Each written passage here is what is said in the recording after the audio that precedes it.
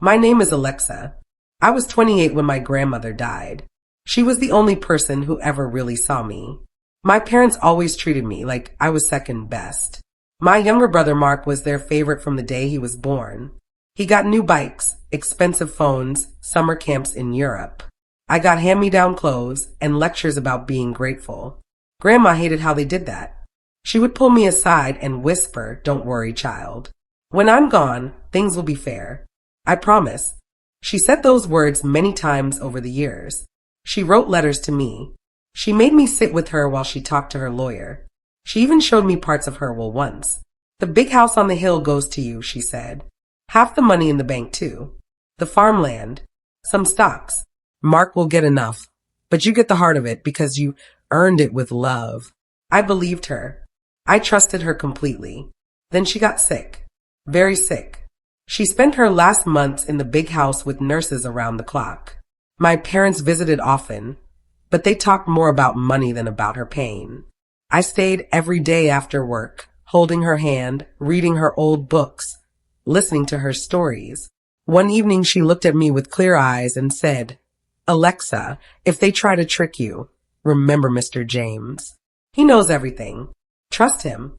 Mr. James was her foreman. He had worked her farm for 35 years. Quiet man. Honest. Loyal. When she passed, the family gathered for the will reading in the living room of that same big house. The lawyer was a thin man with glasses. He opened the folder and started reading. "I leave all my real estate, bank accounts, investments, personal property, and business interests to my grandson Mark." That was it. Nothing for me.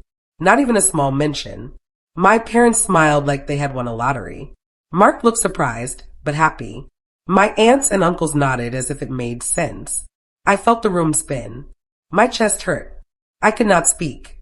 They all watched me, waiting for tears, waiting for anger. I gave them nothing.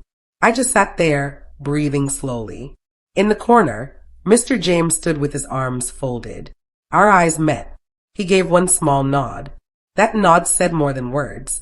It said this was not over. I drove home to my tiny apartment. The moment the door closed, I broke. I cried until my throat was raw. Then the anger came. Hot. Sharp. But I knew if I exploded now, they would win.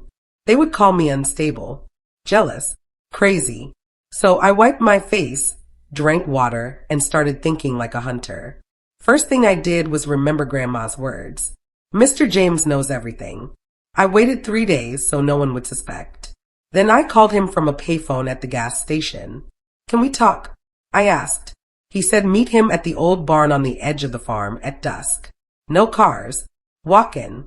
When I got there, he was waiting inside, sitting on a hay bale. His face looked tired, but determined. "Your grandma knew they would try something," he said in a low voice. "She made a new will 6 weeks before she died. The lawyer they used was their friend. She fired him and used someone else. She hid the real will. She hid bank papers too. There's a safety deposit box. There's land they don't even know exists. But if they find out you're looking, they'll burn evidence or move money fast." He gave me a small envelope. Inside was a photocopy of a page from the real will. My name was there. The house. 55% of the liquid assets. The farm.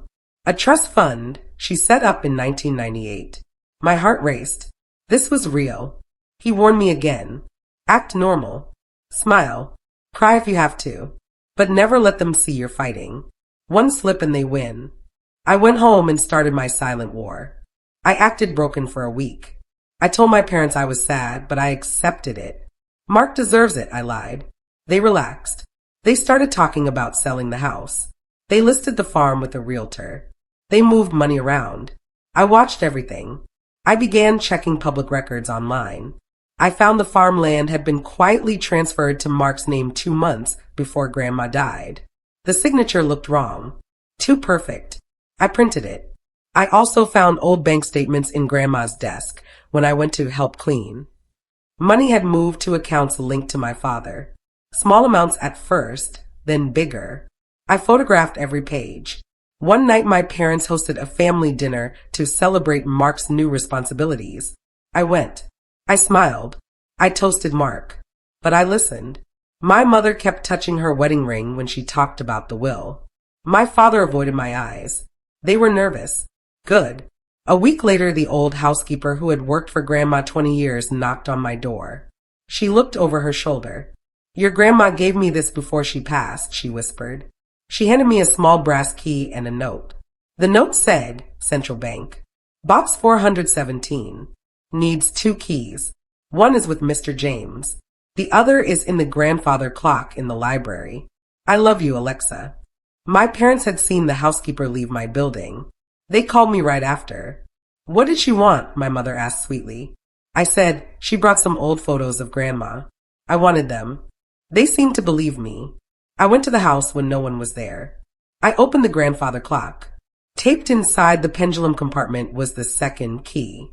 My hand shook so bad I almost dropped it. I met Mr. James at a small cafe 2 towns away. We opened the safety deposit box together. Inside were thick folders. The real will, signed and notarized by a different lawyer. Bank statements showing secret accounts in Switzerland and here at home. Stock certificates. A deed to 40 acres of undeveloped land near the coast that Grandma bought quietly in the 1980s. It was now worth millions because developers wanted it. There were letters Grandma wrote explaining why she hid everything. My son and daughter-in-law are greedy. They favor Mark unfairly. Alexa has the heart to carry my legacy. Every paper was perfect. Dates matched.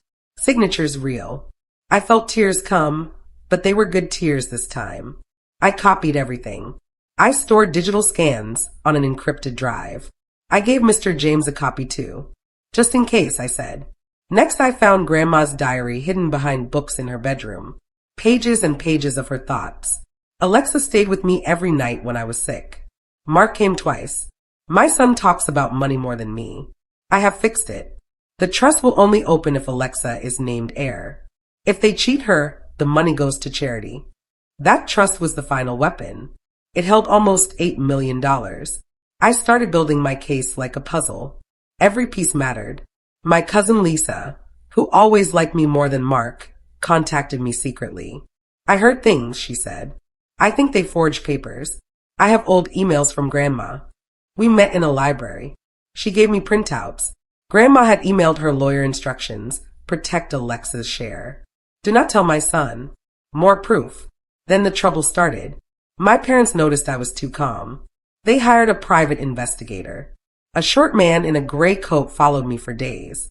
I let him. I went to coffee shops, parks, bookstores. I left fake trails. I visited a random lawyer's office and pretended to ask about something else. The investigator got confused. He reported back useless information. My parents called a big family meeting. We need to put this behind us, my father said on the phone. Come to the house Sunday. We'll talk like adults. I knew it was a trap. They wanted to pressure me. Maybe offer me a small payout to shut up. I said yes. I prepared for 3 days. I rehearsed with my lawyer. A new lawyer who specialized in estate fights. He looked at every document. This is strong, he said. We can freeze assets today if you want. I told him to wait. I wanted them to feel safe first. Sunday came. 30 people in the big dining room. My parents sat at the head like kings. Mark beside them. They started soft. Alexa, we know you're hurt. But the will is clear. Let's move forward. Then they got harder. Stop asking questions. There is nothing else. Accept it or you'll look bad. I stayed quiet until they finished. Then I stood up slowly. I have something to show everyone, I said. Mr. James walked in. He carried a folder. Everyone stared. My father's face went white. Mr. James spoke first. I worked for your mother 35 years. She trusted me. She made a new will because she was afraid. Here it is. He placed the real will on the table. My mother laughed nervously. He's lying. He's old. But then I opened my bag. I laid out everything. The diary, the bank records, the forged signatures side by side with real ones, the deed to the secret land, the trust clause, page after page. The room went dead silent. I spoke clearly. Grandma wanted this. You changed her will. You moved money. You forged signatures. You lied to everyone here. Mark picked up the real will. He read it. His hand started shaking. Mom, Dad, did you know about this? My father tried to grab the papers. I pulled him back. My lawyer stepped forward with 2 court officers. Assets are frozen by court order as of this morning, he said. No sales. No transfers. Police have been informed about possible fraud. My mother screamed. This is a lie. Alexa is making it up. But the evidence was there. Everyone could see it. Cousins whispered. Aunts cried. Uncles looked angry at my parents. Then the biggest twist. I read the trust clause aloud. If Alexa is confirmed as the rightful heir by a court or by family agreement, the trust opens for the family's benefit. If anyone contests successfully, the entire trust goes to charity. My parents realized they had lost twice. If they fought and lost, no money for anyone. If they gave up, I got my share and they got nothing extra. Mark stood up. I don't want it like this, he said. I want what's fair. He looked at me. I'm sorry, Alexa. I didn't know. My parents tried to run. They said they needed air, but the officers blocked the door. Later that week, police came for questioning about forgery. The story spread. Family group chats exploded. Old friends called my parents out. A local newspaper picked it up because the land was valuable. Headlines said family inheritance battle ends in exposure of fraud. Court took 4 months. Every document was checked. Experts confirmed the forgeries. The judge ruled the real were valid. I got the house, the farm, the secret land, the stocks, and most of the money. Mark got his fair share as Grandma originally planned. My parents got nothing except legal bills and shame. They tried to apologize months later. Said they were protecting the family. I did not answer. I sold the coastal land to developers for a huge amount. I fixed Grandma's house. I started a small charity in her name to help kids who feel invisible like I did. I see Mr. James sometimes. We sit on the porch. He tells stories about Grandma. I listen. I feel peace. My parents live quietly now. People avoid them. Their friends faded. Their power disappeared. I did not yell. I did not hit. I did not curse. I waited. I watched. I collected truth like stones. When the time came, I dropped them all at once.